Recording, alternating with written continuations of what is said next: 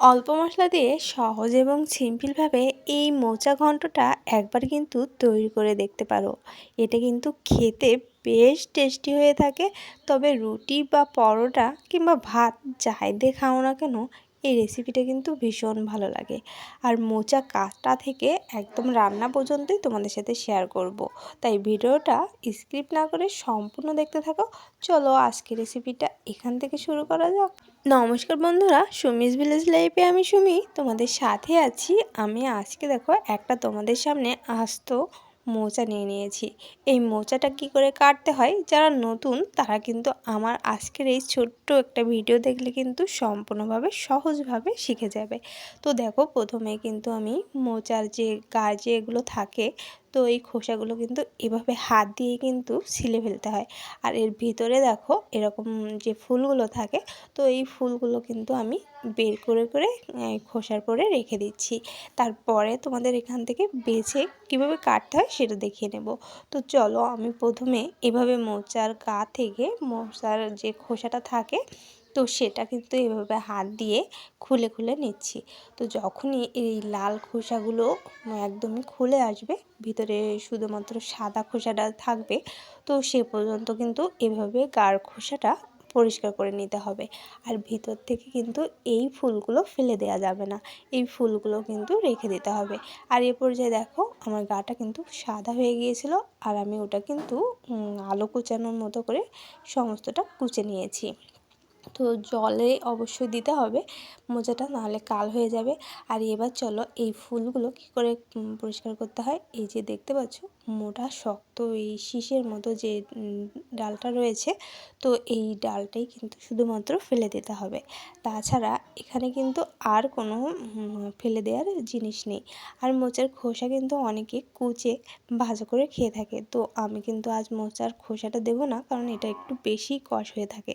তো আমি ভিতরে যে ফুলগুলো তুমি রেখে দিয়েছিলাম, তো সেই ফুলগুলোই নেব। তো তার মধ্যে থেকে এই শক্ত যে লম্বা যে ডাঁটাটা থাকে, তোমরা হাত দিলেই বুঝতে পারবে, তো সেটা কিন্তু ফেলে দিতে হবে। এই শক্তটাই কিন্তু ফেলে দিলে আর কিছুই ফেলা লাগে না। আর ওটা কিন্তু থাকলে তোমরা বটি দিয়ে কুচোতে পারবে না, বটি কিংবা ছুরি কিছু দিয়েই কিন্তু কুচানো যায় না, কারণ ওটা এতটাই শক্ত হয়ে থাকে যে ওটা কিন্তু কুচানোই যায় না।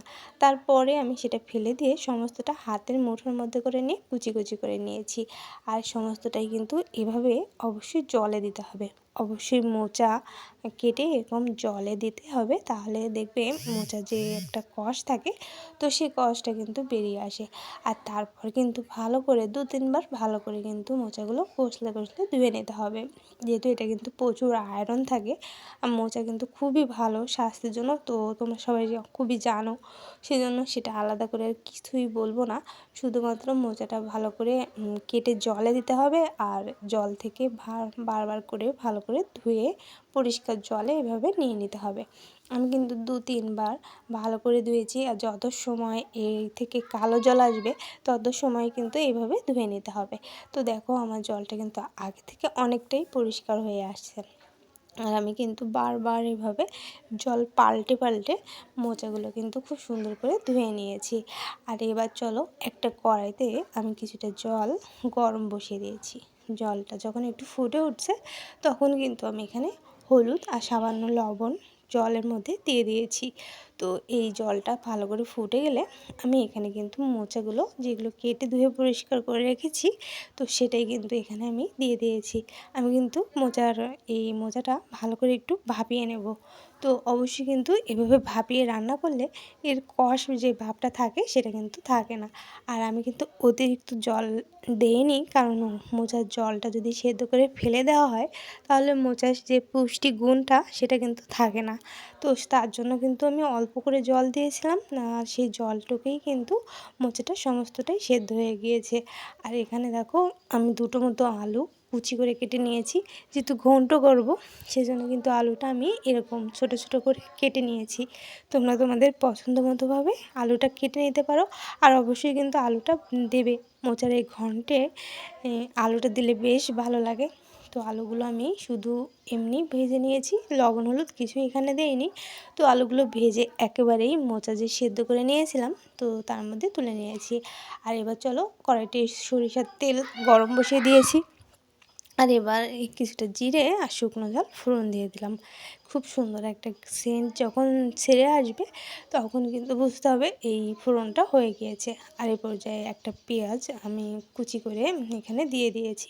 এই পেঁয়াজ কুচিটা কিন্তু দিলে বেশ ভালো লাগে, তো সেজন্য আমি দিয়ে দিয়েছি। আর একটু আদা আর একটু রসুন ভালো করে বেটে দিয়ে দিলাম, আর কিছুটা জিরে বাটা।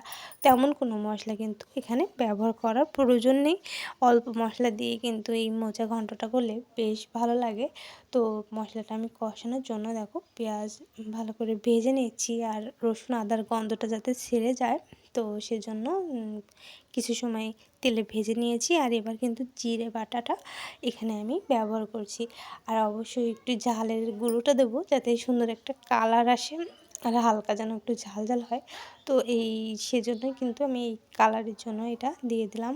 আর এখানে কিন্তু কাঁচা ঝালটাও ব্যবহার করব, কারণ একটু ঝাল ঝাল হলে যে কোনো রেসিপি খেতে কিন্তু বেশ ভালো লাগে। তো তার জন্য আমি মশলাটা দেখো সুন্দর মতো কষিয়ে নিচ্ছি। মশলাটা কষাতে এরকম সুন্দর করে কষিয়ে নিতে হবে। মশলা থেকে যখন একটু হালকা তেল টেল ছেড়ে দেবে তখনই কিন্তু মোচা সেদ্ধ আর আলু ভাজাটা দিয়ে দিতে হবে। তার মধ্যে দেখো আমি লবণ আর হলুদটাও কিন্তু এখানে দিয়ে দিয়েছি। মোচায় যেহেতু আগে থেকে লবণ হলুদ দেওয়া রয়েছে, তো সেই পরিমাপ বুঝেই কিন্তু আমি এখানে লবণ হলুদটা আবার দিয়ে দিয়েছি।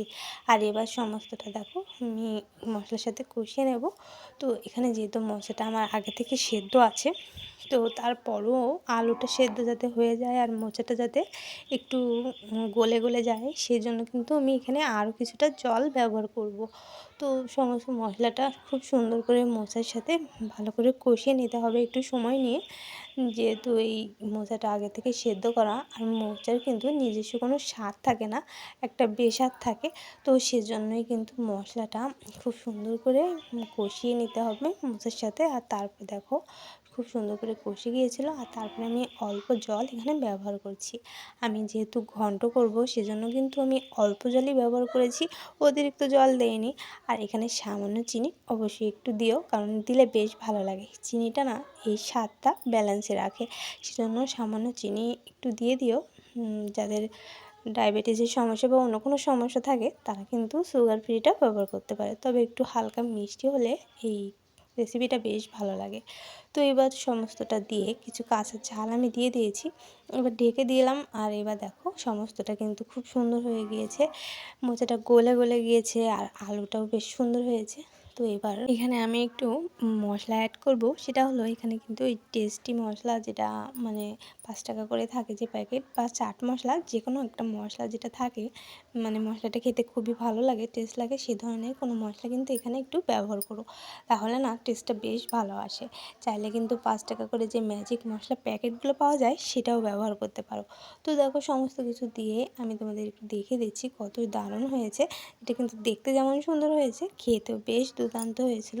রুটি দিয়েও বেশ ভালো লাগে, পরোটা দিয়েও ভীষণ ভালো লাগে, আর গরম ভাত হলে তো কথাই নেই। মোট কথা একটা দুর্দান্ত রেসিপি। তো তোমরা কিন্তু সমস্তটা দেখে নিলে, তোমরা অবশ্যই কিন্তু এভাবে একবার বাড়িতে করে নিও।